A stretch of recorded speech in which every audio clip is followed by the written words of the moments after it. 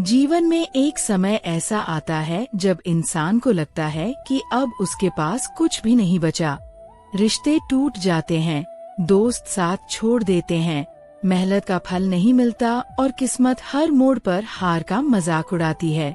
उसी हालात में एक साधारण इंसान की कहानी शुरू होती है। वह इंसान पहले बहुत खुशहाल था। परिवार में इज्जत थी, दोस्तों में पहचान थी और समाज में उसकी बातें सुनी जाती थीं। लेकिन धीरे धीरे हालात बदले। घर के लोग उसी से नाराज रहने लगे, दोस्त दूरी बनाने लगे और काम धंधा भी ठप पड़ गया। वह सोचता, क्या सचमुच मेरी जिंदगी खत्म हो रही है? हर रात आंसू तकिए पर गिरते और हर सुबह बोझिल दिल के साथ उठना पड़ता। लोग कहते, तेरी किस्मत खराब है, तुझसे कुछ नहीं होगा। और यही बातें उसके मन को तोड़ देती। एक दिन थक हार कर वह इंसान जंगल की ओर निकल पड़ा। सोचा, थोड़ी देर अकेला रहूंगा तो शायद मन हल्का हो जाए। चलते चलते उसकी नजर एक साधु पर पड़ी। साधु शांत बैठे थे, मानो उन्हें संसार की कोई चिंता ही न हो। उसने साधु के पास जाकर कहा, बाबा, मेरी जिंदगी बर्बाद हो चुकी है। रिश्ते, काम, पैसा, दोस्त, सब छिन गया। अब मैं किसके सहारे जीऊं? मेरी तकदीर क्यों ऐसी हो गई? साधु ने गहरी नजर डाली और मुस्कुराए। उन्होंने पास ही खड़े एक पेड़ की ओर इशारा किया। वह पेड़ पतझड़ में था, सारी पत्तियां झड़ चुकी थीं, शाखें सूखी और बेजान लग रही थीं। साधु बोले, बेटा, इस पेड़ को देखो, अभी ये सूखा है, लेकिन क्या ये हमेशा सूखा रहेगा? नहीं, मौसम बदलेगा और यही पेड़ फिर से हरा भरा हो जाएगा। वक्त सबसे बड़ा बदलने वाला है। आज तेरी जिंदगी पतझड़ में है, लेकिन याद रख, बस वक्त बदलना बाकी है। ये सुनकर इंसान के दिल में हल्की सी रोशनी जगी। उसने सोचा, अगर पेड़ दोबारा हरा हो सकता है तो मैं क्यों नहीं? यहीं से उसके जीवन का असली संघर्ष और बदलाव शुरू हुआ। साधु की बातों ने उस इंसान के दिल में जैसे नई जान डाल दी। पहली बार उसे ये एहसास हुआ कि जो अभी उसकी जिंदगी में है वही हमेशा नहीं रहेगा। पतझड़ स्थायी नहीं है, बहार जरूर आएगी। यह सोच उसे संभालने लगी। लेकिन असली संघर्ष तो अब शुरू हुआ था। जिंदगी का अंधेरा सिर्फ एक विचार से नहीं मिटता, उसे बदलने के लिए मेहनत करनी पड़ती है। अगले ही दिन उसने ठान लिया कि चाहे हालात कैसे भी हों, उसे हार नहीं माननी है। छोटे छोटे काम करने लगा। लोग हंसते थे, देखो, जो कभी बड़े काम करता था अब छोटे मोटे कामों में लगा है। लेकिन उसने ध्यान नहीं दिया। वह जानता था कि हर बड़ा काम छोटे कदमों से शुरू होता है। उसने अपने दुख को ताकत बना लिया। जहाँ लोग उसे नीचा दिखाते, वहीं वह मन ही मन कहता, वक्त है, सब बदल जाएगा। धीरे धीरे उसने देखा कि जिन रिश्तेदारों ने उसका साथ छोड़ दिया था, वे अब भी उसकी नाकामियों का मजाक बना रहे थे। पर अब फर्क ये था कि वह पहले की तरह टूटता नहीं था। अब वह सोचता, जैसे पतझड़ का पेड़ दूसरों को सूखा दिखता है, लेकिन उसके भीतर नई पत्तियों का बीज पल रहा होता है, वैसे ही मेरे भीतर भी आने वाली बहार की तैयारी चल रही है। कुछ महीनों बाद वह फिर साधु के पास गया। उसने कहा, बाबा, अब मैं टूटता नहीं हूँ, लेकिन रास्ता अभी भी लंबा है। कभी लगता है सब ठीक हो जाएगा, तो कभी डर लगता है कि कहीं फिर से सब बिखर न जाए।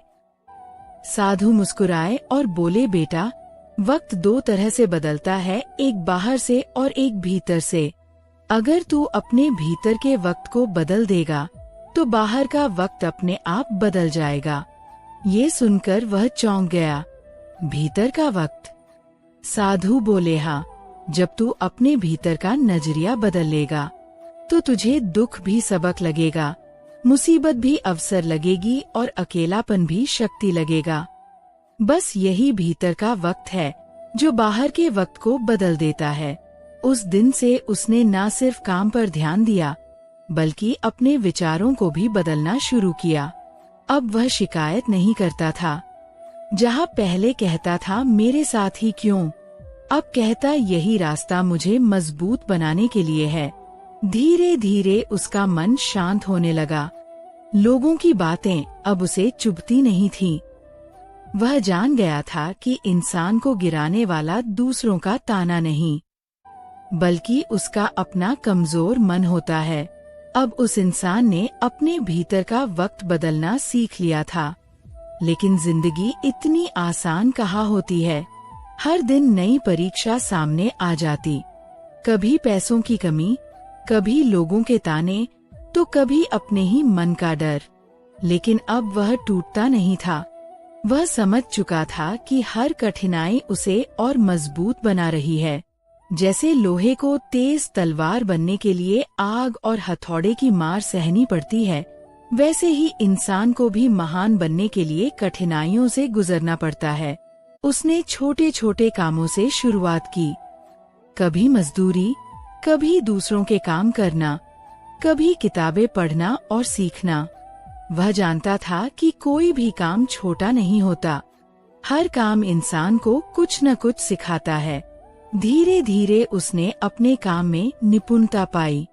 अब जो लोग उसका मजाक उड़ाते थे, वे मन ही मन सोचने लगे ये इंसान हार क्यों नहीं मानता। एक दिन वह फिर उसी जंगल में गया जहाँ उसने साधु से मुलाकात की थी। वहाँ वही पेड़ अब पूरी तरह हरा भरा हो चुका था। शाखों पर नई पत्तियां थीं, फूल खिले थे, पक्षी चहचहा रहे थे। उसके होठों पर मुस्कान आ गई। वह बोला, सचमुच वक्त के साथ सब कुछ बदल जाता है। जो पेड़ कुछ महीने पहले सूखा और बेजान लग रहा था, आज वही जीवन से भरपूर है। तो मैं क्यों न बदलूं? मेरी जिंदगी में भी बहार आएगी। अब उसके भीतर आत्मविश्वास जागने लगा। वह सोचता, अगर दुनिया 1000 बार भी मुझे गिराएगी, तो भी मैं 1000 बार उठूंगा, क्योंकि गिरना मेरी हार नहीं, बल्कि आगे बढ़ने की तैयारी है। उसने अपने काम को और मेहनत से करना शुरू किया। रात दिन, बिना थके, बिना रुके। कभी भूखा सो जाता, कभी थकान से चूर होकर भी सुबह फिर उठ खड़ा होता, क्योंकि अब उसके पास साधु के शब्द थे, भीतर का वक्त बदलो, बाहर का वक्त खुद बदल जाएगा। लोग अब भी साथ नहीं देते थे, दोस्त दूर थे, रिश्तेदार व्यंग्य करते थे। लेकिन अब उसने अकेलेपन को कमजोरी नहीं, बल्कि ताकत बना लिया था। वह सोचता, शंख समुद्र की गहराई में अकेला ही बनता है, लेकिन वही शंख मंदिर में पूजा जाता है। हीरा अंधेरे धरती के भीतर अकेले दबा रहता है, लेकिन वही सबसे कीमती बनता है। ये सोचकर वह मुस्कुराता और कहता, आज मैं अकेला हूँ, लेकिन कल मेरी कीमत वही लोग जानेंगे जो आज मुझे तुच्छ समझते हैं। फिर मिलेंगे दोस्तों, अगली कहानी के साथ। अब तक के लिए अपना ख्याल रखना और हमेशा मुस्कुराते रहना।